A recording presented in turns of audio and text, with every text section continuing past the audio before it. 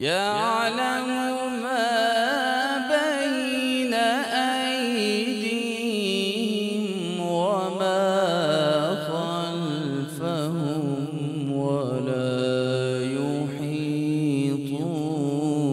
बिशैइन मिन इल्मिही इल्ला बिमा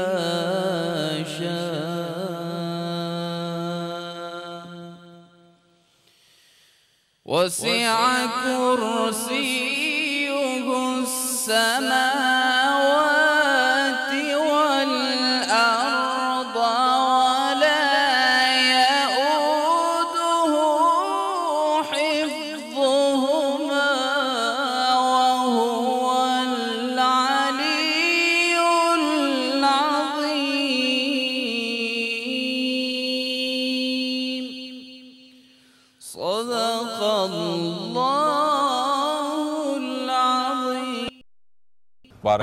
और कल ईद उल फित्र हो, और ये भी मुमकिन है कि कल एक रोज़ा और हो, यानी 30 रोज़े हों और फिर ईद उल फित्र जो है वो हफ्ते को मनाई जाए। ज़्यादा इम्कान जो कि लोग बता रहे हैं वो ये है कि हफ्ते को ईद उल मुबारक जो है वो होगी, लेकिन बहरहाल अल्लाह ताला जानता है बेहतर। आज जो आपके सामने आयात तिलावत की गई, उनकी तिलावत का शर्फ हासिल किया मुफ्ती मोहम्मद यूसुफ वली साहब ने, और ये आयात सूरह बकरा की आयात नंबर 254 और 255 यानी 254 एंड 255, ये दो आयात थी। और इन दो आयात का तर्जुमा ये है कि अल्लाह ताला फरमाते हैं, ऐ लोगों जो ईमान लाए हो, जो कुछ मालो मता हमने तुमको बख्शा है उसमें से खर्च करो, क़ब्ल इसके कि वो दिन आए जिसमें ना ख़रीदो फ़रोख्त होगी, ना दोस्ती काम आएगी और ना ही सिफारिश चलेगी। और ज़ालिम असल में वही हैं जो कुफ्र की रविश इख्तियार करते हैं। अल्लाह वो ज़िंदा जावेद हस्ती जो तमाम कायनात को संभाले हुए है, उसके सिवा कोई खुदा नहीं है, ना वो सोता है और ना ही उसे ऊँग आती है। ज़मीन और आसमानों में जो कुछ है उसी का है।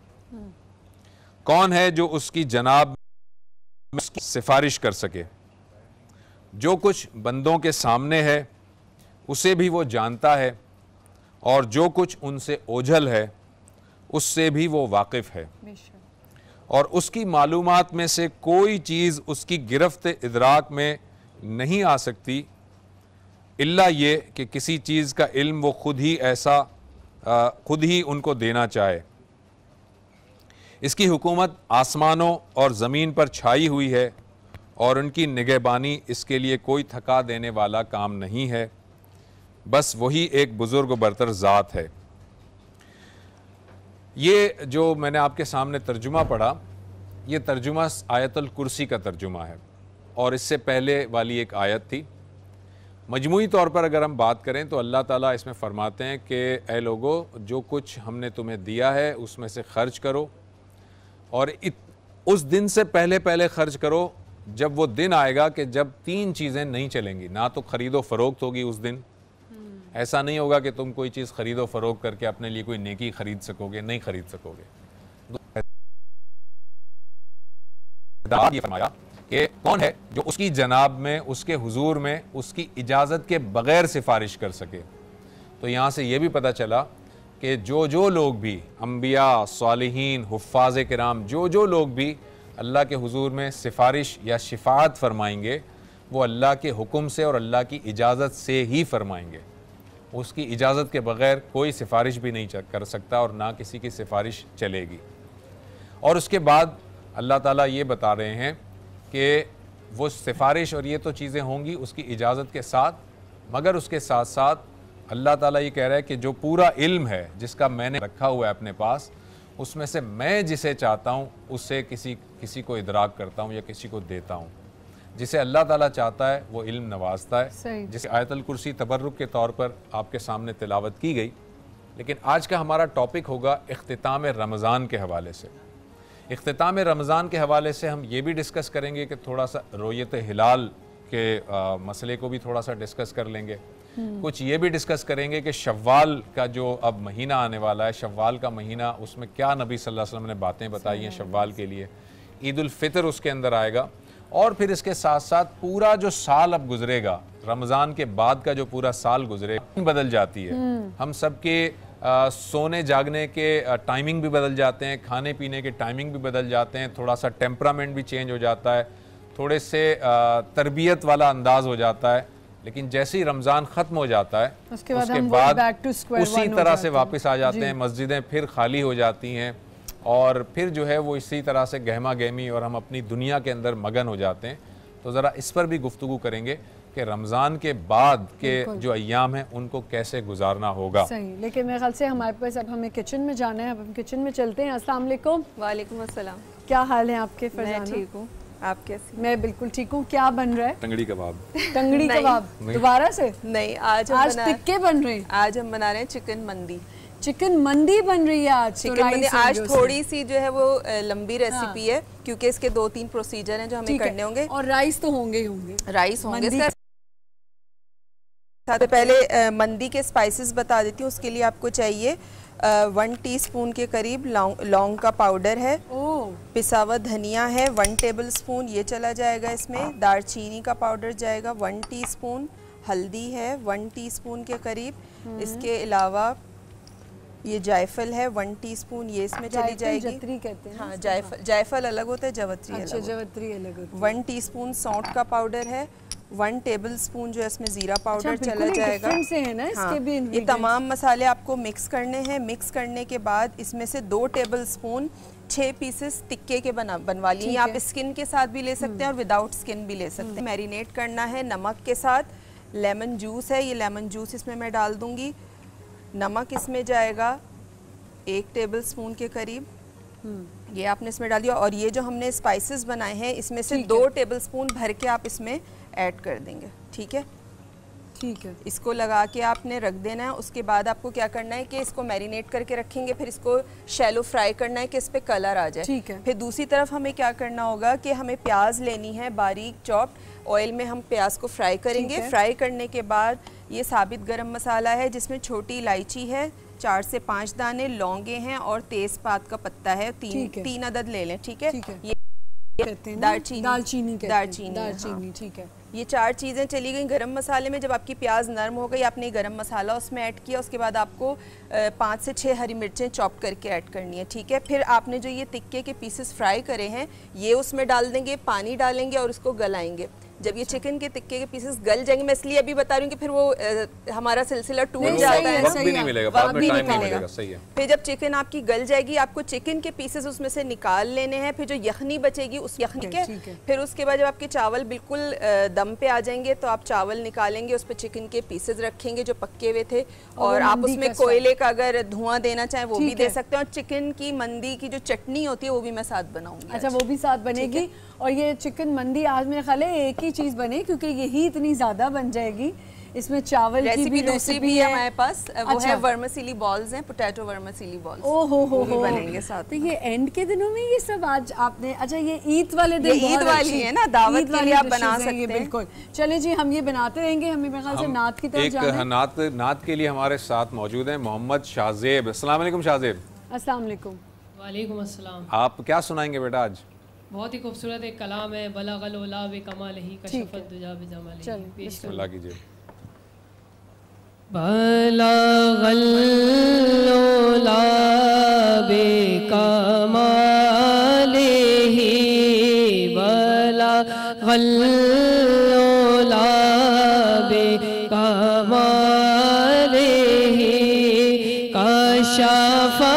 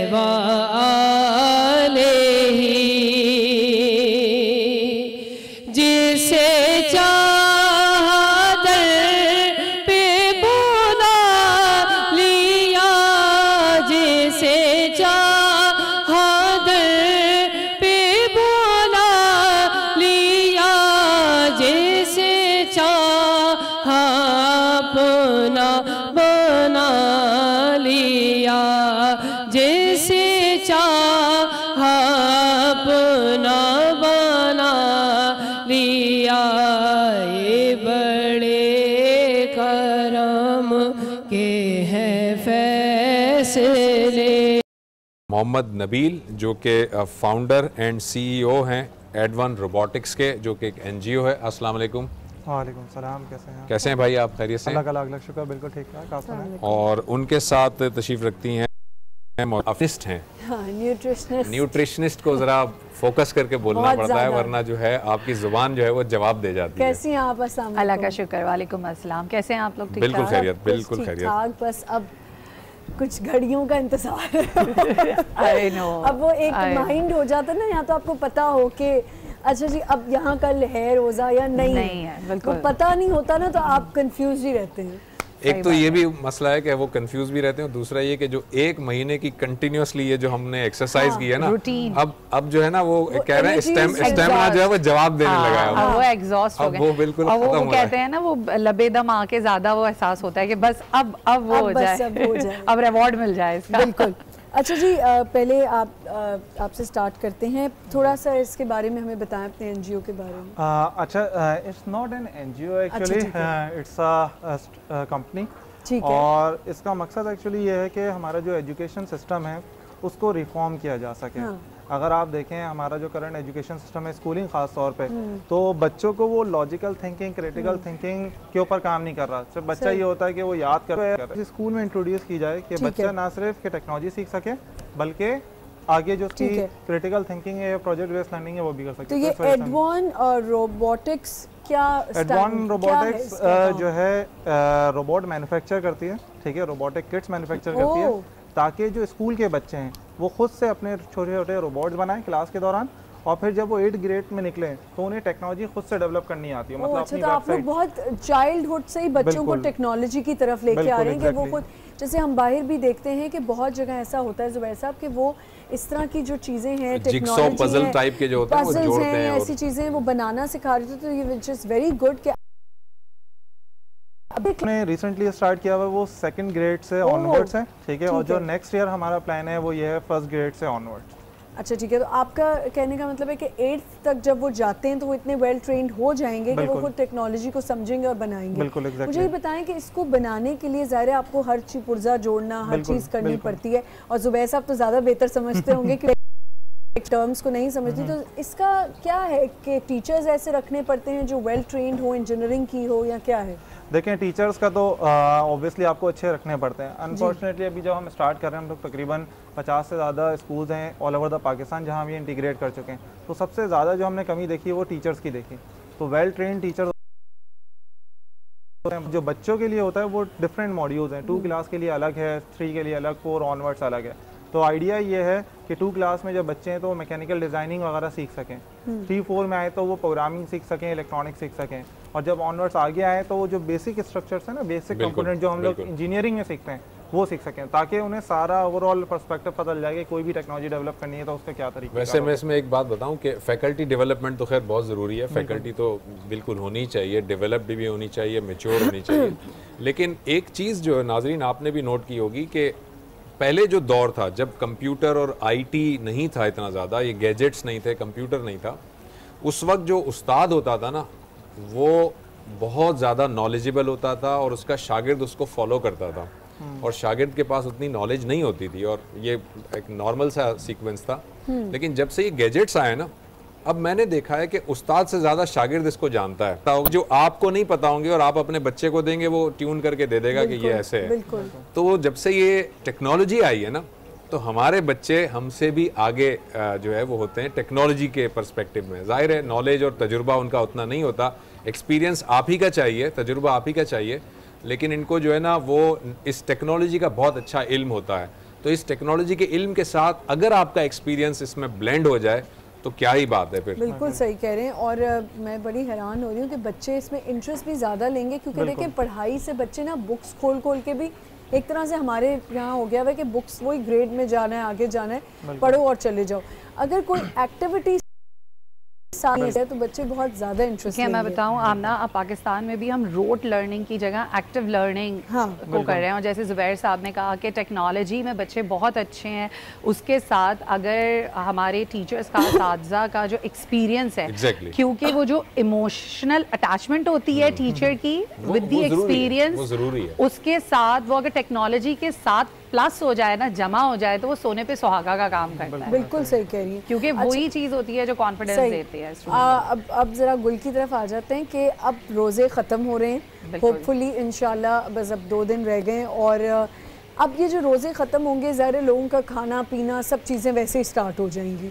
इसको मेंटेन करने के लिए आप समझती हैं कि हमारी एक अच्छी रूटीन बन जाती है? मैंने उस दिन एक जगह पढ़ा कि रोज़ों में जब आपकी स्किन अच्छी होने लगती है, आपका हर चीज़, आपका सारा कुछ सही हो जाता है। वो फिर से हम खाना पीना, अब जैसे ही खाना पीना शुरू होगा वही सब शुरू हो जाएगा। तो ज़रा आप गाइड करें कि कैसे अपने। देखिए मैं बताऊँ आमना, दरअसल क्या होता है कि रमज़ान में हम क्योंकि फास्ट करते हैं, भूखे रहते हैं, और फिर एक सर्टेन टाइम पे खाते हैं, फिर मगरिब में खाते हैं, उससे क्या होता है बॉडी में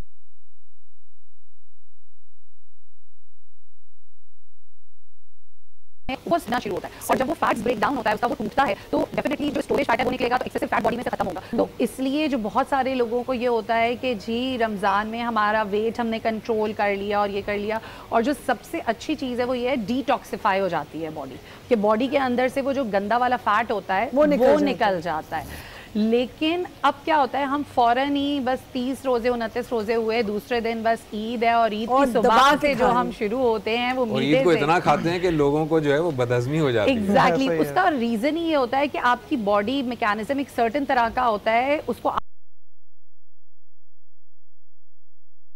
आदत तो ज़्यादा डिस्टर्ब हो जाता है, जिसकी वजह से सबसे पहले आपको डाइजेशन होती है। और उसके लिए सबसे ज़्यादा ज़रूरी है कि आप नाश्ता जो करें ईद की सुबह का ना, आप ये सोच कर ना करें कि बस अब आज़ादी मिल गई है, हल्का नाश्ता रखें। हल्के नाश्ते में लाइक आप अगर दलिया ले रहे हैं, थोड़ा सा दलिया ले लें, सैंडविच ले रहे हैं आप सैंडविच ले लें, अगर आप पराठा भी खाना चाह रहे हैं तो वो भी खा लें, लेकिन फिर पराठे में आप 2 टीस्पून ऑयल से ज़्यादा ऑयल ना लगाएं।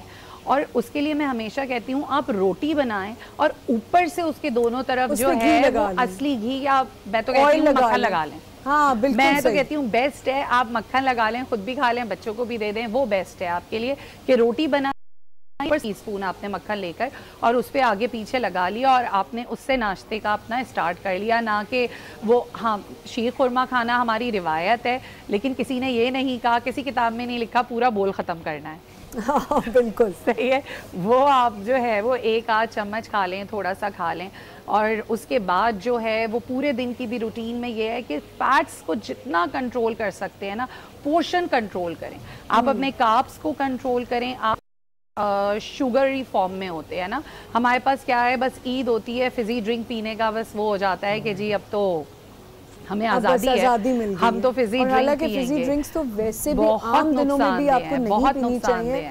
मैं अपनी मिसाल दे देती हूँ कि मैं इतनी ज़्यादा पीती थी कि मुझे इतनी बुरी इन्फेक्शन हुई कि वो मेरी किडनी में ट्रैवल कर गई, और मुझे जितनी तकलीफ़ हुई है उसकी वजह से, उसके बाद से मैंने तौबा। उसके अलावा मेरे नोड्यूल का ऑपरेशन हुआ, इतना ज़्यादा मैं फिजी ड्रिंक्स पीती थी कि वो उसकी वजह से मेरा हमारे यहाँ लोगों को ये समझ नहीं आता, रमज़ान में भी अफ्तार लोग जब फिजी ड्रिंक से करते हैं वो कितना ज़्यादा बॉडी के लिए नुकसानदेह होता है, और किडनी पे डायरेक्टली जाके जो इफेक्ट करता है उसके आफ्टर इफेक्ट जो है ना वो किसी किडनी सेंटर में नज़र आ रहे होते हैं कि किस तरीके के होते हैं। और आप यकीन करें कि इतनी कोशिश करके मैंने अपनी ये रूटीन की है कि चाहे कुछ भी हो जाए, एक पूरा पानी की बोतल ख़त्म करनी ही है। अच्छा, मैं हमेशा प्रेफर करती हूँ कि अगर जूसेस ले रहे हैं तो घर के बने हुए लें, हाँ। और फ्रेश जूसेस, लेकिन तब भी जुबैर साहब मेरा हमेशा फोकस ये होता है जूस के बजाय जो है वो आप फ्रेश फ्रूट्स ले लें, और जूस के आपका वो कैल्शियम वाली भी रिक्वायरमेंट पूरी हो रही है, आपके जो है प्रोटीन भी मिल रहा है उसके साथ,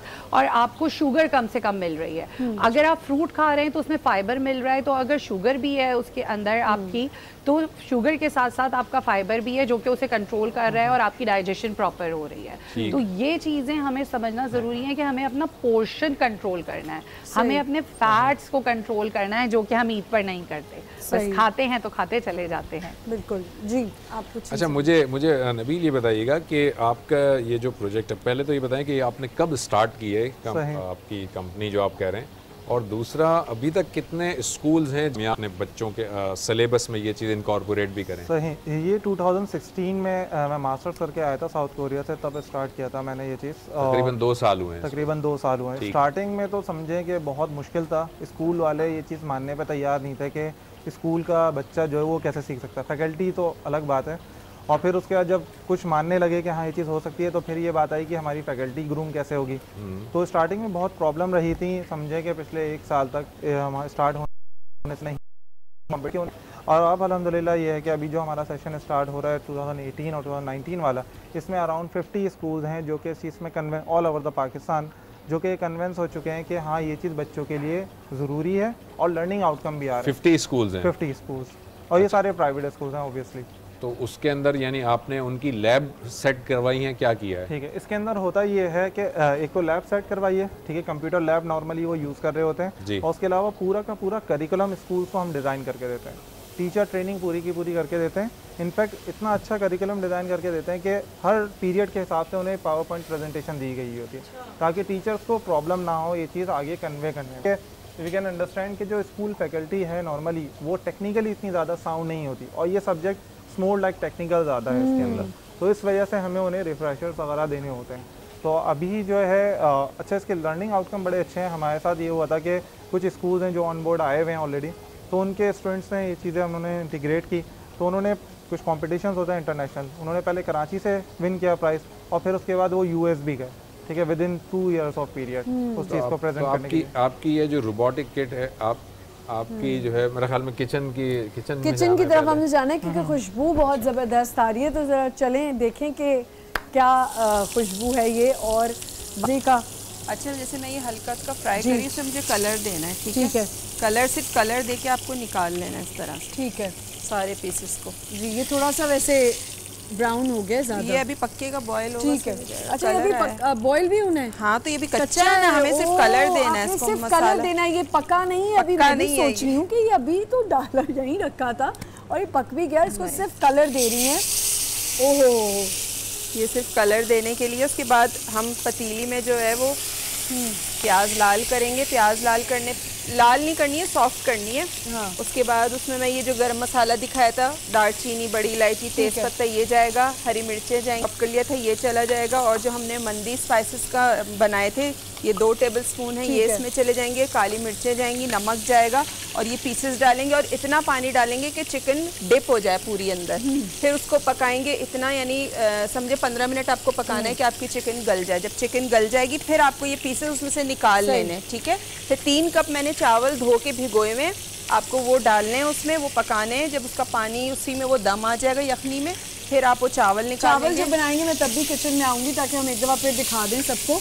और ये भी आप देख सकते हैं, ये अभी पके नहीं है, इनको बन नहीं जाएगा, नहीं, क्योंकि ये फ्राई हो चुका है, मसाला इसमें चिपका रहेगा, और जो इसकी जो मतलब चिकन की जो हड्डियों का जो फ्लेवर है, गोश्त का इसका जो फ्लेवर है, वो सारा यखनी में चला जाएगा। फिर वही फ्लेवर आपको राइस में भी मिलेगा। गुल ये कितना हेल्दी है मुझे बता दें।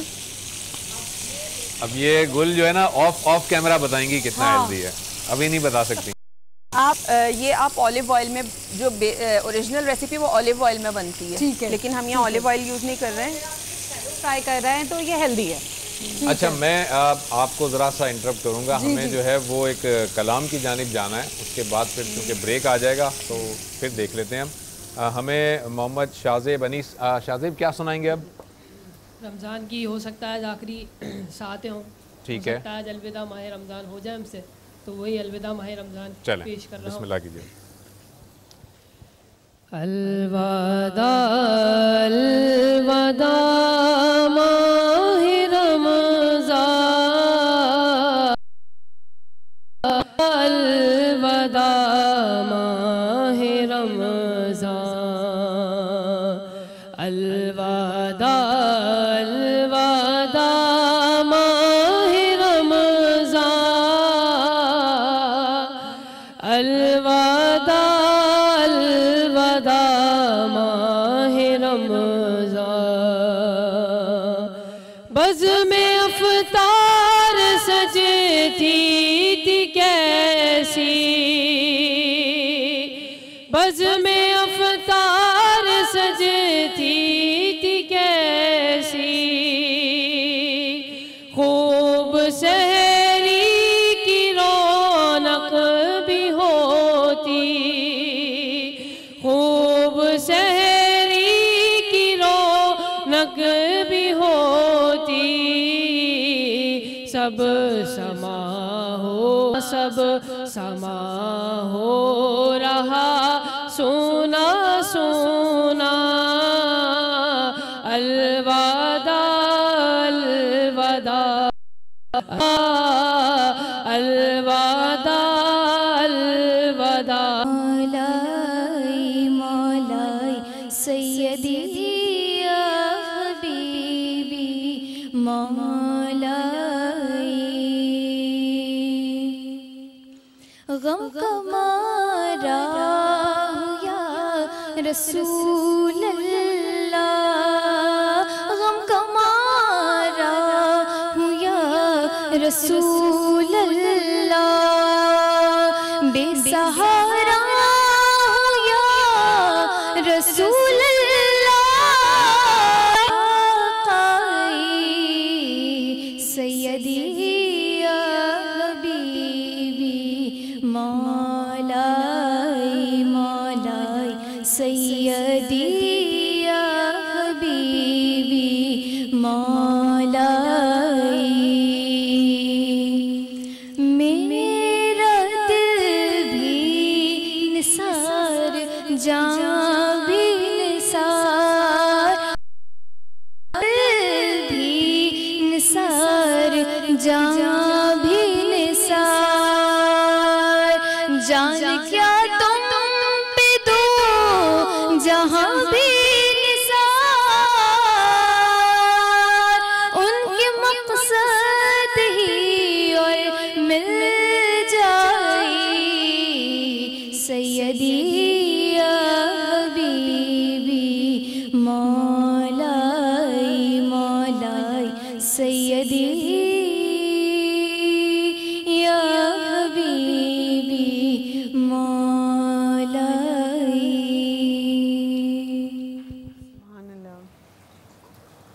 सुभान अल्लाह जी, ये थी सैयदा रिजा कलीम और हम बात कर रहे थे, आपने क्वेश्चन किया था जी उनसे, बिल्कुल। गुल से।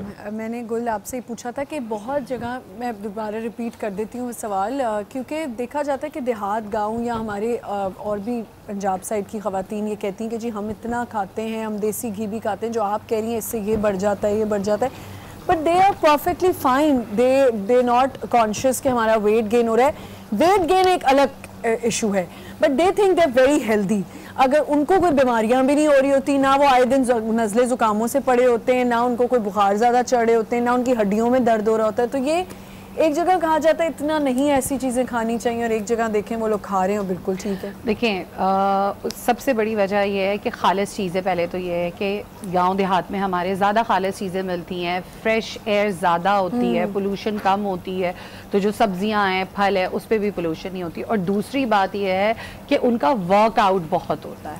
हाँ। फिर उनकी डाइट इस तरह की होती है, आप देखें गांव देहात में वो लोग आपको गाय का, बकरे का गोश्त खाते हुए नहीं दिखेंगे, वो लोग सब्जी, बहुत फल, दुम्बे का गोश्त, लेकिन अगर वो दुम्बे का गोश्त खाते हैं जिसमें बहुत फैट्स होता है, ठीक है, और सैचुरेटेड फैट्स होता है, लेकिन उनका वर्कआउट भी उतना होता है, बहुत मेहनत भी है उनकी, काफी काम। अगर जैसे अभी जुबैर साहब भी कह रहे थे, चित्राल हुंजा की तरफ अगर हम जाएं तो उनका चढ़ना उतरना, उनका वर्कआउट बहुत ज्यादा है। हम कराची आइड्स जो हैं, हमारा वर्कआउट नहीं है, हम सुबह पे बैठे हुए हैं तो बैठे हुए हैं, और हम हेल्दी खाना भी नहीं चाहते, और हम हेल्दी खाना खाते ही नहीं। देखें, गांव देहात में सबसे बड़ी बात, हो सकता है बहुत से लोगों को ये बात नागवार गुजरे, लेकिन वो प्रिजर्व फूड्स नहीं खाते, बिल्कुल से कैन फूड्स नहीं खाते, वो डब्बे के खाने नहीं खा रहे, मुर्गे, वो देसी चीज खाते हैं। उनके अंडे भी अगर वो लोग खाते हैं, देसी अंडे खाते हैं, देसी अंडे अगर आपको मिल रहे हैं तो उससे बेहतरीन कोई चीज नहीं है। उन्होंने घरों में जो है वो भैंसें और बकरियां पाली हुई हैं जिनके दूध पीते हैं, तो उनके पास, जब हमारे पास एक मसला उठता है कौन सा दूध पिया जाए जो बिल्कुल खालिस है, तो वो उनके पास मसला नहीं है। तो जब वो हर चीज खालिस खा रहे हैं, ज्यादा भी अगर खा रहे हैं, फिर उसके बाद वो औरतें खेतों में काम करती हैं। हमारे यहाँ कितनी, हमारे यहाँ औरतें समझती हैं कि किचन से कमरे तक के और कमरे से किचन तक का चक्कर अगर लगा लिया तो बहुत काम कर लिया, बहुत ज्यादा काम कर लिया। अच्छा, ये आपने ये जरा दोबारा भी बताइए। बहुत अच्छी बात। खवातीन कराची आई थी, और भी ऐसा नहीं है, पंजाब साइड में भी ऐसी लड़कियां हैं जो सिर्फ किचन से कमरे तक आई या कमरे से नीचे वाले स्टोरी पे चली गई, डबल स्टोरी घर है, तो जी हमने बहुत काम कर लिया, मैं तो थक टूट गई हूँ। ऐसा नहीं होता। आप अगर हमें वाकई कंपैरेटिवली देखा जाए तो जो गांव देहात की खवातीन हैं, और अगर हमारे और मुल्क में देखा जाए जो फॉरेन कंट्रीज हैं, वहाँ जितनी एक्टिव हैं खवातीन, हमारे यहाँ नहीं है वो एक्टिवनेस। देखिए हमारा वो खाना भी नहीं है, जो सबसे बड़ी बात है। औरतें लाइक वो बात बिल्कुल जेन्युइन थी जिस पे ज़ुबैर साहब ने कहा, मैं दोबारा उसे एंडोर्स कर दूं, लेकिन उसका एक बड़ा रीज़न ये भी है कि वो थक आजकल की खवातीन इसलिए भी ज़्यादा जल्दी जाती हैं क्योंकि नो डाउट मैं ये कहूँगी आराम की आदत बहुत हो गई है। To be very honest, हमारे अगर अपनी भी बात करूं, जितना मैं हम प्रेफर ज्यादा करते हैं, और फिर सोने पे सुहागा जो डाइट हम ले रहे हैं वो फिर खालिस भी नहीं है, मैं आपको बता अंदर रही वो जान भी नहीं है। जितना मैं पहले काम करती थी, अब तो मैं बिल्कुल काम नहीं करती। मैं जाती हूँ तो मुझे बस होता है बस मैं बेड पे बैठी रहूँ, फोन हाथ में हो, कोई खाना भी है तो चलो सिर्फ किचन तक जाके वहाँ टेबल पे बैठ के खा लिया। जब मैं और अपनी फ्रेंड्स को बाहर देखती हूँ, पागलों की तरह काम कर रही होती है, क्योंकि एक तो आप सर्वेंट्स नहीं अफोर्ड कर सकते वहाँ पे, भाग दौड़, और ये वो भी रोजे रख रहे हैं, रोजे रखना, उसके अलावा काम करना, बाहर जाना, वहाँ इतनी एक्टिव है। असल में हर चीज आपके पास हाथ में रिमोट की तरह आ गई है ना हर चीज। तो मुझे याद है पहले किसी जमाने में वो टीवी भी जो होता था ना, उसका वॉल्यूम भी कम ज्यादा करने के लिए उस पे वॉल्यूम कम कर, हम हर चीज रिमोट पर है ना। तो अब तो एसी आप गाड़ी में बैठे बैठे आप घर पहुंचे भी नहीं, अपना एसी ऑन कर दें। ऑनेस्टली मैं इस बात से बहुत कभी कभी परेशान भी हो जाती हूँ, डर भी जाती हूँ, क्योंकि obviously I have a teenager in my house. मेरी बेटी माशाल्लाह बड़ी है, मैं जितना भी डांट लूँ, मैं बहुत कोशिश करके भी कहती हूँ कि उठो, फ़ोन छोड़ो, ये करो, वो उठ के खुद लेके आओ, अपनी लॉन्ड्री खुद करो, कह के भी करना पड़ता है। अगर कोई नहीं माँ बाप वो सो जाते हैं। बिल्कुल देसी मुर्गी खानी ज्यादा बेहतर है मेरे ख्याल से। इस पे प्लीज आप थोड़ा सा बेहतर, तो मेरी बातों पे ही हंसते रहेंगे। नहीं ये बात सही है, बातों पे नहीं हंस रहा, आपका जो स्टाइल है ना, स्टाइल कहने का मेरा मुर्गी बहुत ज़्यादा अच्छी है, उसके अंदर आपको तमाम वो ग़िज़ाइयत, तमाम वो न्यूट्रिएंट्स मिलते हैं जो कि आपकी बॉडी को चाहिए। हाँ। और जबकि जो ब्रॉयलर चिकन होती है, जिस पे हमने लास्ट टाइम भी बात की थी, वो इंतहाई मुज़िर है। ना सिर्फ वो हार्ट डिजीज़ करती है, कैंसर करती है, बहुत जैसे कहते हैं ना, हार्मोनल चेंजेस जो बच्चों में बहुत ज़्यादा हो रहे हैं, जो हार्मोनल इश्यूज हो जाते हैं, वो सिर्फ इसीलिए होते हैं क्योंकि हमारे यहाँ सब कुछ तो प्रिजर्वेटिव्स, वो जो प्रिजर्वेटिव्स वाला खाना, इवन बिलीव मी आमना, मेरे पास एक दो ऐसी मदर्स भी आ चुकी हैं, बल्कि ज़्यादा ही, जो कि एलर्जी कॉज हो गई बच्चों को, और फिर वो लेकर आए कि अच्छा क्या है। फिर जब पूछा गया, एक तो हम पूछे क्या लेते हैं, हम तो कुछ लेते ही नहीं है जब तक हम पूरा 24 आवर रिकॉल ना ले लेना। अच्छा जी कल सुबह नाश्ते से, फिर दोपहर खाना, फिर रात खाना क्या खाया, तब तक हमें सही बात पता नहीं चलती। एक बात और बताइएगा, कुछ डॉक्टर्स का ये ख्याल है कि आप 3 जो डाइट लेते हैं डेली, और 3 डाइट आप डट के खाना खाएं, उसके बजाय आप 5 डाइट ले लें, थोड़ा खाएं लेकिन ज्यादा खा लें, फ्रीक्वेंसी ज्यादा कर दें, खाना कम खाएं। ये सही बात है? बिल्कुल सही बात है। हम कहते हैं 5 to 6 मील्स लें, वो थोड़ा खा लें। बिल्कुल थोड़े से मुराद है कि आप देखें, ये तो हुजूर का भी फरमान है ना सल्लल्लाहु अलैहि वसल्लम का, कि आप पेट का एक पोर्शन छोड़ के खाएं। तो यही वैसे भी है आपका ना, कि आप कम खाएं, वो ये ना करें कि जी दोपहर का खाना खाने बैठे हैं तो बस अब इस तरह खाएंगे, बेशक अपने खाने की फ्रीक्वेंसी बढ़ा दें, कम खाएं, पोर्शन सेट करें और हेल्दी चीजें खाएं, उसका इस्तेमाल ज्यादा करें। मैं वो मदर का बता रही थी कि उनका ये होता है कि जी बेटे, उनके बच्चे जो हैं, हम किस पे बात कर रहे थे, बात ही आप कह रही थी कि कुछ मदर्स ऐसी भी आई हैं जिनकी बच्चियों के साथ ये प्रॉब्लम्स, कोई प्रॉब्लम आप डिस्कस कर, एलर्जी से रिलेटेड, एलर्जीज उनको हो गई। उसकी वजह क्या थी? क्योंकि जब छोटा बच्चा है, जब वीनिंग स्टार्ट की है 6-7 मंथ से, 6 मंथ से जब हम वीनिंग स्टार्ट करते हैं, तभी से केन फूड, बॉटल फूड शुरू करते हैं, जार्स में, डब्बे का जार्स में। स्लाइसेस आप क्रम्स करके डाल सकते हैं 1/4 कप के करीब। इन सब को डाल के आपको अच्छा सा मिक्स करना है। मिक्स करने के बाद मेरे पास ये मैदा है, ये मैं पानी में डाल के थोड़ा सा नमक डाल के इसका बैटर बनाऊंगी, बॉल्स उसमें डिप करूंगी और फ्राई कर, नहीं उसमें हम डिप करने के बाद वर्मिसेली हमारे पास, इसमें हम कोट करेंगे और फिर हम फ्राई। सवैयाँ जिनका मैंने चूरा कर लिया था, इसमें हम कोट करेंगे और फिर फ्राई करेंगे। तो ये अंदर से इतने ज्यादा खाएंगे अपनी इफ्तार पे। अगर आप बनाना चाहते हैं तो आप अभी बना सकते हैं, इसमें कुछ भी नहीं करना, आपने सिर्फ बॉईल करने आलू और चीज़ अगर आपके घर में तो आपसे बना लें। जी ज़ुबैर साहब। थैंक यू आमना, बहुत शुक्रिया। नाज़रीन, हमें ज्वाइन किया है हमारे कुछ स्कॉलर्स ने, और मैं आपको बता दूं कि आज का हमारा जो टॉपिक है वो इख्तिताम रमज़ान टॉपिक है। लेकिन इख्तिताम रमज़ान में मैंने जैसे कि पहले अपने इंट्रो में भी बताया था कि हम ये डिस्कस करेंगे, एक तो ज़रा रोयत हिलाल को भी डिस्कस करेंगे कि रोयत हिलाल की क्या इम्पोर्टेंस है। उसके बाद शव्वाल पर आते हैं, ईद उल फितर को थोड़ा सा डिस्कस करेंगे, शव्वाल के रोज़ों के बारे में पैगम्बर सल्लल्लाहु अलैहि वसल्लम ने क्या फरमाया है, और ओवरऑल फिर ये डिस्कस करेंगे कि एक महीने के बाद अब जो 11 महीने आने वाले हैं उसको गुजारने के लिए क्या इससे हमें तरबियत मिली है रमज़ान अल मुबारक से। मेरे साथ जो मेहमान शरीक गुफ्तगू हैं उनका तारुफ करवा देता हूँ। सबसे पहले तशरीफ़ रखते हैं जनाब अल्लामा ज़ुहैर आबदी साहब, अस्सलाम वालेकुम सर। वालेकुम सलाम। और उनके साथ तशरीफ़ रखते हैं मुफ्ती नूर मोहम्मद साहब, अस्सलाम वालेकुम मुफ्ती साहब। वालेकुम सलाम। उनके साथ तशरीफ़ रखते हैं मुफ्ती शहरियार दाऊद साहब, अस्सलाम वालेकुम। वालेकुम सलाम। सर, जैसे कि मैंने अभी अपने इंट्रोडक्शन में बताया कि हम इख्तिताम रमज़ान पर गुफ्तगू कर रहे हैं। इख्तिताम रमज़ान जो है, जैसे कि पैगम्बर सल्लल्लाहु अलैहि वसल्लम की रिवायत है कि तुम चाँद देखकर रोज़ा रखो और चाँद देखकर इफ्तार करो। तो अब चाँद देखकर हमें इफ्तार करना यानी रमज़ान को ख़त्म करना है, उसका डिसीजन लेना है। तो एक जो सबसे बड़ी बहस होती है चाँद के हवाले से वो ये कि क्या चाँद को अपनी नज़र से देखना ज़रूरी है, या आजकल के साइंटिफिक दौर में हम अगर कोई ऐसा कैलेंडर बनाने में कामयाब हो गए हैं, जैसे कि एक घड़ी हमने बना ली है, उसी तरह चाँद के लिए भी उसकी पैमाइश से मुतालिक अगर हमारे पास साइंटिफिकली प्रूफ मौजूद हो, तब भी क्या नबी सल्लल्लाहु अलैहि वसल्लम की उस रिवायत की रोशनी में आँखों से देखना ही ज़रूरी होगा? बिस्मिल्लाहिर्रहमानिर्रहीम। ये कैलेंडर की बात असल में यूँ ज़रा सी मुतासर हो जाती है कि बसा औक़ात चाँद की पैदाइश जो होती है उसका वक्फ़ा कम होता है। ठीक। और जैसे अगर 5 मिनट है या अभी पैदा हुआ 8 घंटे है, वो नज़र नहीं आता। ठीक है। साइंटिफिकली तो आप कहेंगे जी वो नज़र आ रहा है, ठीक है, लेकिन ऐनी शहादत उसकी नहीं है। ठीक है। तो इसलिए उसका ऐनी शहादत यानी देखना ज़रूरी है। ज़रूरी है। हाँ, ठीक है। ऐनी शहादत से मुराद सिर्फ ये नहीं है कि आँख से देखा जाए, ऐनी शहादत मुराद दूरबीन से भी देखा जा सकता है। ठीक है, ठीक है। यानी कि उसमें नजर वो यानी आप आंखों से ही देखेंगे, बेशक उसमें आप आलात का सहारा ले लें। सहारा ले सकते हैं, उसमें आलात का सहारा ले सकते हैं। ठीक है, लेकिन ये ज़रूरी है। ये ज़रूरी है उसके लिए। राइट। मुफ्ती साहब, यही आपकी तरफ भी मैं यही सवाल रखता हूँ कि क्या उसके लिए ये ज़रूरी है, और क्या ये भी ज़रूरी है कि जो हमारी कमेटी बनाई जाए उसके अंदर उलमाए किराम ही हों, माहिर फ़ल्कियात अगर हों खाली, और वो माहिर फ़ल्कियात अगर ये डिसाइड कर ज़रूरी है? बिस्मिल्लाहिर्रहमानिर्रहीम।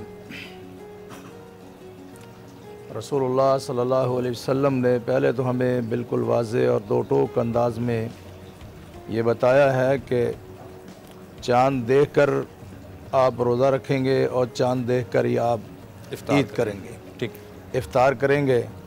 और अगर इन गुम्मे अलैकुम, अगर आप पर बादल छा गए हैं, आपको नहीं पता चला उसका, ठीक है, तो फिर आप रोज़े 30 पूरे करने के पाबंद हैं ताकि शक से आप निकल जाएं। ठीक। क्योंकि शक में शरीयत ना रोज़ा रखने की इजाज़त देती है, न शक में रहने की इजाज़त देती है। ठीक है। तो हमारा दीन यकीन और इत्मीनान पर है, तो इस लिहाज से चाँद देखकर ही काम करना चाहिए। सऊदीया वाले कैलेंडर में वो बहुत आगे हैं, हाँ जी, लेकिन इसके बावजूद इस दफ़ा आपने देखा कि पूरी दुनिया में तकरीबन थोड़े फ़र्क के साथ एक आध मुल्क सबका एक जैसा ही है, एक जैसा था जी। उनके कैलेंडरों में आप जाकर देखें, जरा सारा निज़ाम उनका कैलेंडरों पे चलता है, लेकिन इस दफ़ा जो है वो एक दिन का फ़र्क आ गया उनका। ठीक है। याद रखी है वो रोयत पे रखी है। ठीक। रोयत पे रखी है और यही दुरुस्त है। बिल्कुल सही। क्योंकि मुस्लिम शरीफ के अंदर जो रवायत आती है हज़रत अब्दुल्लाह इब्न अब्बास से जो लेटर रवायत है, और वो फरमाते हैं कि हम जब शाम में थे और शाम के अंदर जो है शाम के लोगों ने जुमे को रोज़ा रखा और हमने हफ्ते को रखा। ठीक। हफ्ते को रखा, तो उसमें फ़र्क क्यों आया है, वो इसी बिना पर कहते चाँद हमने यहाँ इस वक्त देखा है और हमने इस वक्त देखा है। तो बहरहाल अभी तक जो इंसानों के लिए बेहतरी है वो तो यही है कि चांद देखकर ही आदमी को रोज़ा रखना चाहिए। दूसरी बात यह है कि ये जो आदमी को चांद किसी कौम को नहीं आया, मतलब सऊदीया के अंदर चांद नज़र नहीं आया, ठीक है, उनको 10 दिन के बाद पता चलता है, सारे सर्वे करने के बाद भी चांद तो नज़र आ गया था। अब वो कहते हैं कि जो पहला हमने रोज़ा छोड़ दिया था ये आप रख लेंगे, वहाँ शोर शराबा नहीं होगा। लेकिन यहाँ कहेंगे कि मौलवी साहब को नज़र नहीं आया, मुरीब साहब को नज़र नहीं आया, फलां को नज़र नहीं आया। तो शरीयत जो है इससे परहेज़ करने के लिए हमें तलकीन करती है, इसका हमें ज़रूर ख्याल करना चाहिए। बाकी जिन लोगों की जिम्मेदारी है चांद देखने की, उन पे कुछ इत्माद करना चाहिए, उलमा भी और दूसरों को भी इत्माद करना चाहिए। जब उनको जिम्मेदारी दी है तो इस जिम्मेदारी को समझकर उनको उनका हक देना चाहिए। ठीक, हाँ जी, ठीक है मुफ्ती जी, आप मुकम्मल कर लीजिए बात। मेरा ख्याल है कि बात ये तो मुकम्मल होगी। एक सवाल आपने मैं ये कह रहा था कि जो कमेटी है उसमें उलमा ही का होना जरूरी है या माहिर फल्कियात? उसमें माहिर फल्कियात भी हो सकते हैं, उसमें उलमा भी हो सकते हैं, जो भी इस फ़न के माहिर हैं वो हो सकते हैं। लेकिन तरजीह जो है वो रसूल सल्लल्लाहु अलैहि वसल्लम के फरमान ही को होगी, और आलिम जो हदीस पेश कर रहा है उसी को मानना ये ज़्यादा अहवत होगा, जैसे हमारे इन बुजुर्गों ने बयान किया है। हाँ जी, ठीक है। शहरियार साहब, ये मुझे बताइएगा कि नबी सल्लल्लाहु अलैहि वसल्लम के दौर में हम ये देखते थे कि मिसाल के तौर पर कोई बद्दू आया, उसने आकर शहादत दी कि मैंने चांद देखा है, आपने उससे बात सुनी और आपने ऐलान फरमा दिया मदीना में, इस तरह होता था। लेकिन आज क्या शहादत का कोई मयार भी मुकर्रर है? मिसाल के तौर पर मैं टेलीफोन करूं कमेटी को, रोयत हिलाल कमेटी को, मैं फ़ोन करके कहूं जी मैंने चांद देख लिया, मैं कौन हूं भाई, मेरा क्या है, कौन आगे पीछे, मेरा नाम क्या है, क्या नहीं है, मेरी क्वालिफिकेशन क्या है, ये कोई ऐसा मयार है या बस कोई भी फ़ोन करे और शहादत हो जाएगी उस पर? औज़ु बिल्लाहि मिनश शैतानिर रजीम, बिस्मिल्लाहिर रहमानिर रहीम, अल्लाहुम्मा सल्लि अला सय्यिदिना मौलाना मुहम्मद व अला आलिहि व अस्हाबिहि व बारिक वसल्लम।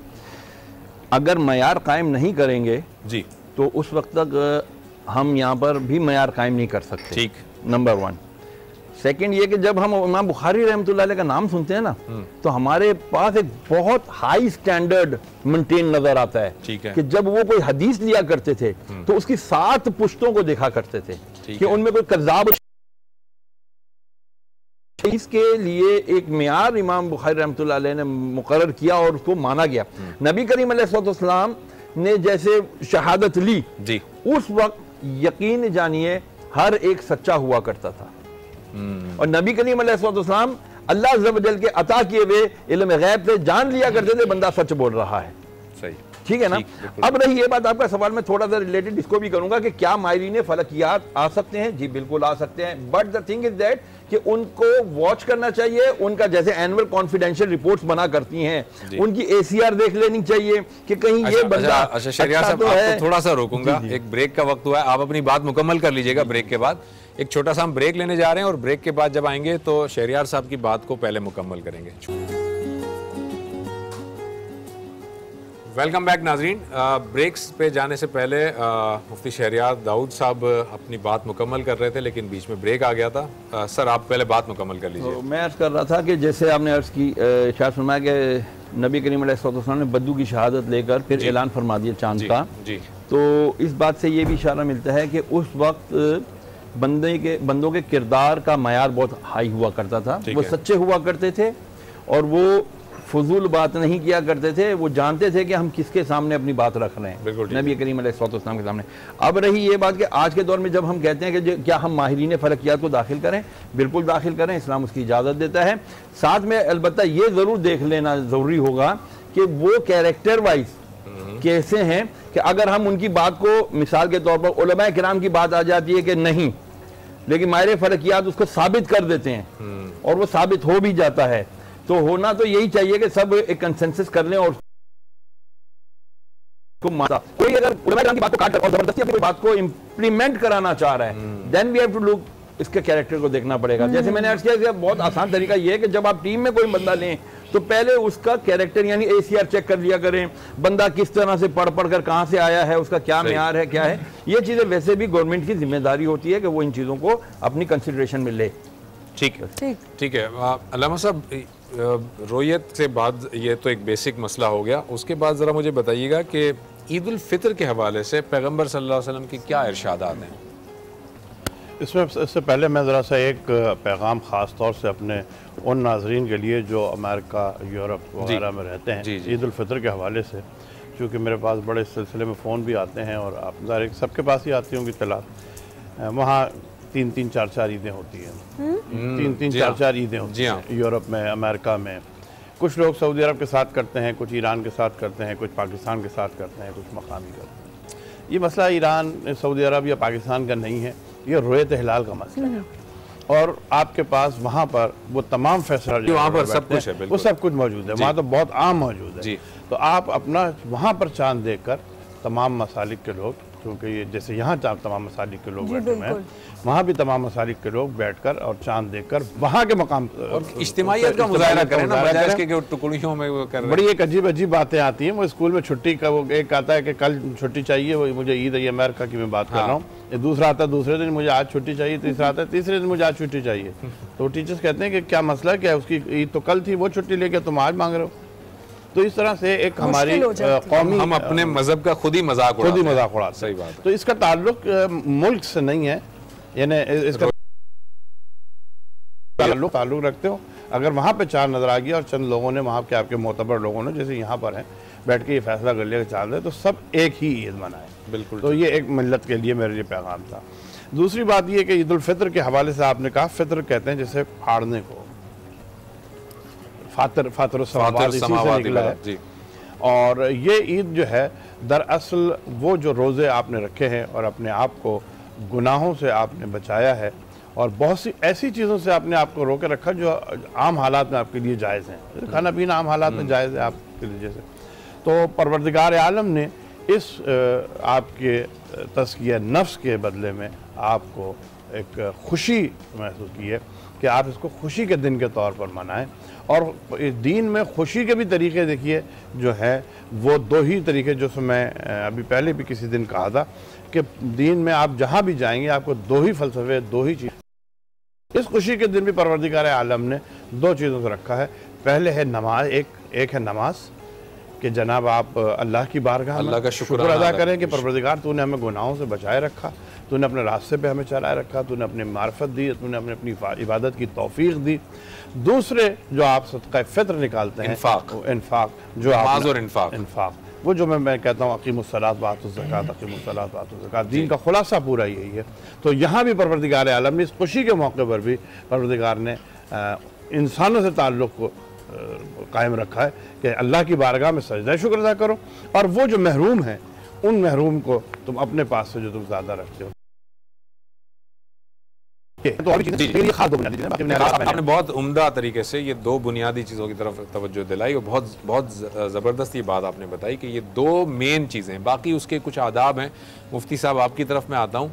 बाकी जो इन दो के अलावा अब ईदैन के, ख़ास करके ईद उल फितर की अभी हम बात कर लेते हैं। ईद उल फितर के आदाब क्या थे या पैगम्बर सल्लल्लाहु अलैहि वसल्लम का उसवा क्या था? उस दिन वो किस तरह से उनके मामूलात होते थे? सुबह कैसे वो ईदगाह जाया करते थे? किस तरह वापसी होती थी? इसके बारे में रसूलुल्लाह सल्लल्लाहु अलैहि वसल्लम की तरफ से जो उम्मत की तरबियत है, पहले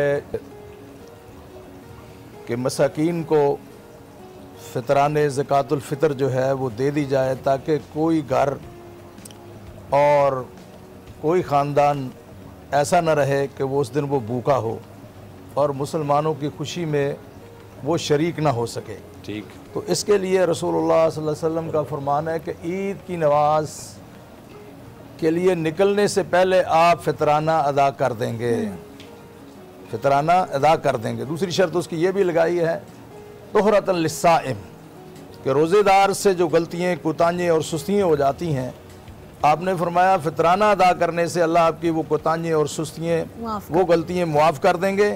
और अब आप साफ़ सुथरे होकर अल्लाह की तरफ, ईदगाह की तरफ जाएंगे। और उसके लिए रसूलुल्लाह सल्लल्लाहु अलैहि वसल्लम की जो सुन्नत है, आपको गुस्ल करना चाहिए और जो आपके पास अच्छे कपड़े हैं, नए की शर्त नहीं, धुले हुए साफ सुथरे कपड़े वो होना चाहिए कि हर आदमी के बस में नहीं है कि वो नए कपड़े पहने, चूँकि मैं अपनी बात नहीं बताता हूँ इसमें। तो धुले हुए कपड़े और साफ पहनने चाहिए। रसूलुल्लाह सल्लल्लाहु अलैहि वसल्लम ने फरमाया कि फिर आप खुशबू इस्तेमाल करें। मर्दों की खुशबू जो है इसका रंग जाहिर नहीं होता। जो मर्द रंग इस्तेमाल करते हैं चेहरों पर और मुख्तलिफ तरीक़ों से, ये शरीयत के अंदर मना है। ठीक, शरीयत के अंदर मर्द के लिए वो खुशबू है जो फैले।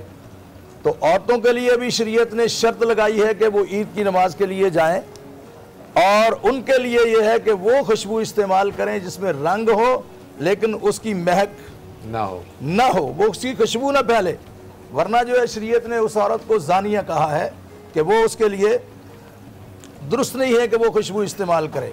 फिर रसूलुल्लाह सल्लल्लाहु अलैहि वसल्लम ने औरतों को तो याद जाएगी और मुसलमानों की दुआ में और इज्तिमाइयत में वो शरीक होगी ताकि मुसलमान एक सूरत नजर आए। अभी हमारे शेख साहब बता रहे थे कि अमेरिका में 4-4 ईदें होती हैं, तो इस्लाम चाहता है कि इज्तिमाइयत मुसलमानों में नजर आए और दुश्मन पर मुसलमानों की हैबत जो है वो तारी हो। ठीक, ये और इसके साथ साथ जो है रसूलुल्लाह सल्लल्लाहु अलैहि वसल्लम ने फरमाया जब चांद देख लेते हो ईद उल फितर का, तो आप अल्लाह की किबरियाई का ऐलान शुरू कर दो। अब तक आपकी कमजोरियों का ऐलान था, अल्लाह की किबरियाई का ऐलान करो कि या अल्लाह ये नेकी करके रमज़ान जैसी महीने के रोज़े रहकर मैं कोई बड़ा नहीं बन गया हूँ, लेकिन तेरी ज़ात से इसमें आता है। चांद आप देखें तो आप अल्लाहु अकबर ला इलाहा इल्लल्लाह वल्लाहु अकबर वलिल्लाहिल हम्द, अल्लाहु अकबर ला इलाहा इल्लल्लाह वल्लाहु अकबर वलिल्लाहिल हम्द। ये तकबीरात आप मुसलसल पढ़ते चले जाएं। ये कब तक पढ़ेंगे? ईद उल फितर में, जब ईद उल फितर की नमाज खड़ी होगी तो फिर ये ख़त्म हो जाएंगी, लेकिन ईद उल ज़ुहा की वो बाद में बात कर लेंगे, वो बात तक चलती रहती है। तो ये तकबीरात पढ़ेंगे, इसमें अल्लाह की किबरियाई और अल्लाह की तौहीद का ऐलान होगा कि या अल्लाह तेरा कोई शरीक नहीं है, तू ही इस बात का मुस्तहक है कि तेरी इबादत की जाए। हमने भूखा और प्यासा जो ज़िंदगी के हिस्से को बनाया है ये भी तेरी रज़ा और खुशनूदी के लिए है। ठीक है, इस अमल को पोशीदा रखा और अल्लाह कहते हैं उसका अजर भी मैं ही दूंगा। तो ये ईद की नमाज के लिए आप तशरीफ़ ले गए। फिर हदीस में आता है कि एक रास्ते से जाएं फिर दूसरे रास्ते से वापस पलटें। उसकी हिकमत भी यही है कि या अल्लाह गुनाहों से लदा हुआ आया था, अब तेरी बारगाह में इल्तिजा कर रहा हूँ, अब वापस जा रहा हूँ, तो मेरे जिस्म की और मेरे दिल की सफाई जो है गुनाहों से तू मुझे पाक कर दे और सफाई कर दे, ताकि तेरी बारगाह में मेरा एक मुकाम बन सके। चूँकि इस सारे सिलसिले का असल निचोड़ वो तकवा है, लअल्लकुम तत्तकून। ठीक, अगर तकवा और परहेजगारी आपको हासिल होगी, या वो तब भी होगी कि आप रसूल सल्लम के फरमाए हुए फरामीन के मुताबिक अपनी ज़िंदगी के औकात को गुजारते हैं, और उसके बाद जो है जब आप इससे फारग होते हैं अपने बानियों को हदाया भी पेश करें, उनको मुबारक भी दे सकते हैं। तक़ब्बलल्लाहु मिन्ना मिन सालिह अमालिकुम, ये सहाबा से साबित है। तो मुबारकबाद कहना चाहिए। साथियों की दुआ में कोशिश करें कि जमा हो और पूरी दुनिया के लिए आप वो दुआ करें, उनको शरीक करें। अपने दुनिया से जाने वाले जो साथी हैं, भाई हैं, बहन हैं, वालदैन हैं, उनको भी शरीक करें, उनका भी हक है। और दुनिया के जिस खित्ते के अंदर मुसलमान परेशान हैं, हदीस में आता है कि उनका भी दुआ के अंदर जिक्र होना चाहिए। जी ठीक है। शहरियार साहब, शव्वाल में आते हैं। मैं एक सवाल मेरे जहन से निकल जाएगा। फितराने की बात हो रही थी, अगर कोई गलती से भूल जाए, जी, अगर उनके जहन से निकल जाता है फितराना और उनको ईद वाले दिन नमाज के बाद याद आता है, तो फिर रसूलुल्लाह सल्लल्लाहु अलैहि वसल्लम ने ये हमें बिल्कुल वाज़ेह दो टोक बताया है कि वो फितराना नहीं होगा, वो आम सदका होगा। ठीक है, तो आम सदका होगा, लेकिन वो अदा कर दे, लेकिन वो आम सदका शुमार होगा। ईद से पहले पहले उसको फितराना या ज़कातुल फितर शरीयत ने कहा है, उसके बाद वो आम सदका शुमार होगा। अदा करें, बाकी अल्लाह से माफ़ी मांगे जो उसने कोताही की है। तो जिस तरह दूसरे कामों के लिए वो पहले 3 दिन पैगाम देते हैं ना कि भाई ये आपका प्रोग्राम है, ये आपका काम है, तो शरीयत सीखने के लिए भी फ़र्ज़ है रसूलुल्लाह सल्लम, ये रसूलुल्लाह सल्लम और हमारे दीन की तरफ से आर्डर हैं कि आप शरीयत के अहकाम को सीखें और कोशिश करें उसके मुताबिक अमल करने की। 2 दिन पहले भी दे सकते हैं, हाँ, 2 दिन पहले जो है आप दे सकते हैं। हज़रत अब्दुल्लाह बिन उमर रज़ियल्लाहु ताला अन्हु की रवायत जो बुखारी में आती है, तो उसके अंदर यही है कि 2 दिन पहले भी आप अदा कर सकते हैं। जी मुफ्ती साहब, आपका सवाल। मैं सवाल ये करना चाह रहा था कि शव्वाल के रोज़ों से मुतालिक पैगम्बर सल्लल्लाहु अलैहि वसल्लम ने बड़ी हिदायत की है, उसे बहुत पसंदीदा करार दिया, उस पर ज़रूर बताइएगा। लेकिन ईद उल फितर वाले दिन रोज़ा रखने से मना फरमाया है, इसमें बचाऊंगा। ईद उल फितर वाले दिन रोज़ा रखना मना है, और इसी तरह ईद उल अज़हा के जो पहला दिन रोज़ा रखना हराम है, मना है। इसको रसूल करीम अलैहि वसल्लम ने चूँकि ऑर्डर कर दिया तो उसके ऑर्डर के बाद हमारे पास कोई दलील की ज़रूरत रह नहीं जाती। ठीक है। अच्छा, ये चूँकि खुशी का दिन है, अब इसकी तौजीहात हर एक अपनी बना भी सकता है, पेश कर सकता है। चूँकि खुशी का दिन है, नबी करीम अलैहि वसल्लम ने और अल्लाह रब्बुल आलमीन ने खुद इरशाद फरमाया है, मफ़हूम आता है कि हदीस मुबारक के अल्लाह रब्बुल आलमीन फरिश्तों के सामने आखिरी रात जिसे लैलतुल जायज़ा कहते हैं, जो शब ईद कहलाती है, जब शवाल का चांद नजर आ जाए तो वो रात शब ईद कहलाती है, हम चांद रात कहते हैं। ये असल में ये सबसे कीमती और आखिरी रोजे की इफ्तार तक असर था, इफ्तार का पीरियड ये बहुत कीमती है कि इसके अल्लाह ताला उस इस पीरियड में उतने लोगों की जन्म से आज़ादी इरशाद फरमाता है। अच्छा, दूसरी बात, चूँकि लैलतुल जायज़ा है जिसे हम चांद रात कहते हैं, उसे नहीं गुजारना चाहिए बाज़ारों में और खुराफात में। ये कीमती रात है, इसमें इबादत ज़्यादा से ज़्यादा की जाए। और सबसे बेहतरीन तो ये है कि रात को मर्दों के लिए ये है कि वो इशा की नमाज़ बाजमात पढ़ें और फजर की नमाज़ भी बाजमात अदा करें, और चाहे रात भर सोते भी रहें तो उनको रात भर इबादत का सवाब हासिल हो जाएगा इंशाल्लाह। अब रही ये बात शव्वाल के रोज़े जिसे हम शश ईद कहते हैं, नबी करीम अलैहिस्सलाम ने इरशाद फरमाया, जिसका मफ़हूम है हदीस का, कि जिसने शव्वाल के रोज़े रखे 6, जिसने शव्वाल में 6 रोज़े रखे, उसे वो ऐसा है जैसे उसने साल भर रोज़े रखे। साइमुद्दहर यानी वो सारा साल रोज़ा रखने वाला शुमार होगा अल्लाह के नज़दीक। इसको 2-2 करके भी रखे जा सकते हैं। पहला शव्वाल छोड़कर, यकम शव्वाल को छोड़कर, ईद उल फितर वाले दिन को छोड़कर दूसरे दिन से शुरू कर दें, या बाद में पहले अशरे में 2 रख लें। उस पूरे महीने में जब चाहे रख लें, मुसलसल रखें, ब्रेक दे के रखें, जैसे भी रखें, 6 पूरे रखें, पूरे 6 रख लें तो इंशाल्लाह उसको ये फजीलत हासिल हो जाएगी। जी, आप इसमें कुछ ऐड करना चाह रहे थे, अभी आप जब ये गुफ्तगू फरमा रहे थे, कुछ बताना चाह रहे हैं आप? मैं बस वो शेख साहब ने जो हदीस सुनाई है, मनित्तबा के लफ्ज़ हैं, रमज़ान के मुत्तसिल जिसने ये 6 रोज़े रखे उसके लिए कसौम दहरी, जी इस तरह है जैसे कि उसने पूरे ज़माने के रोज़े रखे, यानी ज़माने से मुराद यहाँ साल है। क्योंकि शरीयत का जो असूल है वो यही है कि एक रोज़े के बदले 10 का सवाब मिलता है। तो जब ये 6 में शामिल कर लेंगे और पहले शामिल कर लेंगे तो गोया पूरे साल के रोज़ों का सवाब आदमी को मिलेगा। ठीक है, पूरे साल के रोज़ों का सवाब आदमी को मिलेगा। बिल्कुल तो सही। बहरहाल ये है कि बाकी इंशाल्लाह बात होती रहेगी। अल्लामा साहब, ये ज़रा बताइएगा, अब बाकी के जो हमारे दिन होते हैं, हम खाने पीने के औकात बदल जाते हैं, दीगर हमारी प्रेफरेंसेस बदल जाती हैं और थोड़ा बहुत आपकी तबीयत में ठहराव भी आ जाता है, थोड़ा सा फील भी होने लगता है कि हाँ कुछ ना कुछ तकवा है, आया है। लेकिन वो 11 महीने बाकी के आते हैं ना, तो ऐसा लगता है कि बिल्कुल ही सब कुछ ख़त्म हो गया। वो होना तो ये चाहिए था कि जो एक्सरसाइज हमने की है इस महीने की नज़र आए 11 महीनों में, वो नज़र नहीं आता। उसकी क्या वजह होती है?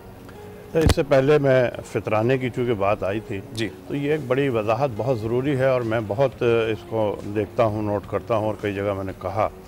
हमारे यहाँ उमूमन ये कह दिया जाता है कि 100 रुपये फितरा है, 150 रुपये फितरा है, जो भी एक फितरा है। असल में फितराना जो है वो आपकी उस ग़िज़ा, उस अजनास के 3.25 किलो की कीमत है जो आप खुद इस्तेमाल करते हैं, जो आप खाते हैं। सही है, क्योंकि हमारे यहाँ बहुत से लोग ऐसे हैं जो 150-200 रुपये किलो के चावल इस्तेमाल करते हैं और कसरत से करते हैं। रोटी वो एक टाइम खाते हैं या नहीं खाते, वो भी कहते हैं कि साहब 100 रुपये फितरा आया तो है, हम 100 रुपये के हिसाब से निकालें। आपकी जैसी ग़िज़ा है वैसा फितरा के एतबार से, क्योंकि इसीलिए इस्लाम ने वो किशमिश और खजूर और ये दिया कि उस ज़माने में खजूर भी ग़िज़ा था और ज़माने में किशमिश भी लोग खाते थे और भी खाते थे। आजकल तो ज़्यादातर जो चीज़ें खाई जाती हैं वो आप 2 हिस्सों में तकसीम कर सकते हैं, या आटा या चावल। आप जो भी चीज़ खाएंगे वो या तो आटे की बनी हुई होगी या चावल की बनी हुई होगी। तो उसके हिसाब से अगर आप देख लें तो जो जिस हिसाब से आप चावल खाते हैं उस हिसाब से 3.25 किलो की। और वैसे भी अगर बढ़कर दें, और अगर कुछ बढ़ जाए तो वो बढ़ कर दें तो ज़्यादा है। जब हम अल्लाह से जब कोई चीज़ तलब करते हैं तो हम भी चाहते हैं ना कि अल्लाह ताला बेहिसाब दे, हमें अल्लाह ताला गिन कर ना दे। तो अल्लाह के रास्ते में जब दें तो आप भी फिर उसी तरह से उसे। अब आ जाइए ये सवाल कि हमारे 11 महीने में इसकी रूहानियत नज़र नहीं आती, इस पर भी बहुत कुछ गुफ्तगू की जा सकती है। असल में सबसे पहले तो जब हम ईद मनाते हैं तो हमें ऐसा लगता है कि जैसे हम रमज़ान से आज़ादी मना रहे हैं। ऐसा लगता है किसी ने बांध कर रखा था और बस एकदम से छूटे हैं और हम उससे छूटे हैं। लिहाजा वो जो तमाम चीज़ें जो हमने रमज़ान के 30 दिन में 29 दिन में नहीं की हैं वो जा रहे हैं। हमारी इबादतें तक़वे की बुनियाद पर नहीं हो रही। चूँकि तक़वे की बुनियाद पर नहीं हो रही और हुक्म इलाही के तौर पर नहीं हो रही, तो उसकी वजह यह है कि जैसे ही आज़ादी मिलती है हम वो एकदम अक्सर ये जो है हमारी वो तमाम उन्हीं चीज़ों में लग जाती है। अगर हम सिर्फ ये महसूस करें कि हम पर जो इबादतें अल्लाह ने, परवरदिगार आलम ने नाफिज की हैं, वाजिब की हैं, ये इबादतें हमारे तज़किया नफ्स के लिए हैं और उसके अहकामात हमारे ऊपर हर वक्त लागू हैं, यानी उसकी रूह जो है वो हर वक्त लागू है। मसलन ये कि अगर हमें परवरदिगार ने कहा कि रमज़ान में खाना नहीं खाना, तो असल रूह ये नहीं है कि खाना नहीं खाना, उससे परवरदिगार को कोई फ़ायदा नहीं हो रहा।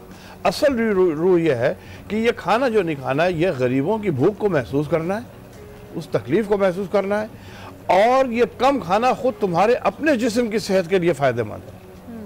आप ये महसूस करें कि जब आप पहले 5 रोज़े रखते हैं, जब पहले 5-7 दिन होते हैं, तो आपके ऊपर एक भारीपन होता है, एक थकान सी होती है।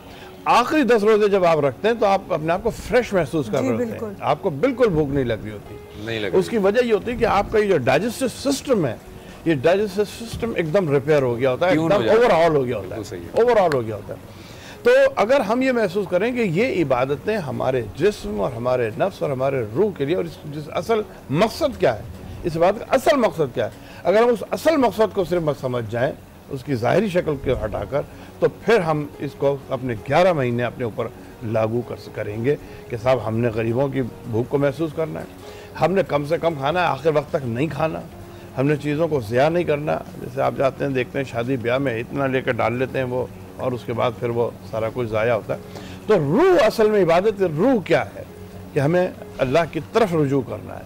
अब जैसे मैं कल कुरान की फजीलत पर कुछ गुफ्तगू कहीं कर रहा था, तो मैंने कहा कि भाई मैं नहीं कहता कि आप 1 से 12 पढ़ें, मैं कभी भी नहीं कहता कि आप, इसलिए कि मैं आपसे कहूँगा आप 1 से 12 पढ़ें, आपसे नहीं पढ़ा जाएगा, 1.5-2 घंटे लगेंगे, आप कहेंगे यार पढ़ नहीं पढ़, मैं कहता हूँ आप 2 लाइनें पढ़ें, बहुत अच्छी, 5 लाइनें पढ़ें, बस इससे ज़्यादा नहीं, 5 लाइन से ज़्यादा नहीं, आप 5 लाइन पढ़ें बस छोड़ दें, इसलिए कि आप रोज़, लेकिन पढ़ें ज़रूर, 5 लाइन से कज़ा।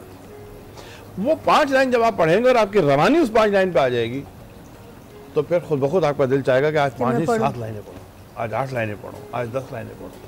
तो रूहानियत आपके ऊपर उस वक्त आएगी जब आप उसको अपने उस माहौल में लेकर आएंगे, क्योंकि अब ये माहौल भी ख़त्म हो जाता है, रमज़ान के बाद सारी आज़ादी हो जाती है, तो अब लोग कहते हैं यार बस ठीक है, गया रमज़ान, वो माहौल ख़त्म हो गया, अपना खाने की पाबंदी है, ना बंदी है, ना चिल्लाने की पाबंदी है, ना और सारे काम करने की पाबंदी है। तो हम अपने आप को उस बंधन से आज़ाद कर लेते हैं। हम तक़वे, हमको चाहिए कि हम तक़वा तारी करें, हम जो बात कर रहे हैं वो खुदा के लिए कर रहे हैं, बंदों के लिए नहीं कर रहे, मजबूर होकर नहीं कर रहे। तक़वा बिल्कुल ठीक है।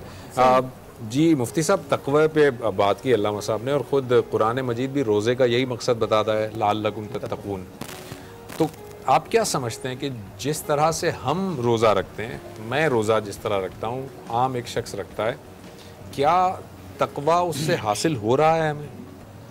मैं तो ये भी देखता हूँ कि रमज़ान में, बल्कि शायद आम दिनों में हम कम खाना खाते हैं, रमज़ान में तो ज़्यादा खाना खाते हैं, बहुत ज़्यादा खा लेते हैं, और जो है वो रमज़ान में भी तक़वा हासिल हो रहा है रमज़ान में। अल्हम्दुलिल्लाह रब्बिल आलमीन, लअल्लकुम तत्तकून, ये तो मारूफ है, शेख साहब ने अभी बयान किया है कि तकवा तमाम इबादत का हासिल है। कुर्बानी ये करते लई यनालल्लाहु लहुमुहा वला दिमाहुहा वलाकिन यनालु तक़वा मिनकुम, इसी तरह हज का भी है, और सारी इबादत का तकरीबन यही खुलासा आपको मिलेगा। ठीक, तो ये तकवा ही असल मकसूद है। तो जिन चीज़ों की तरफ आपने इशारा किया है, अगर शरीयत को सामने रख कर रोज़ा रखा जाएगा और उसका मकसूद तकवा,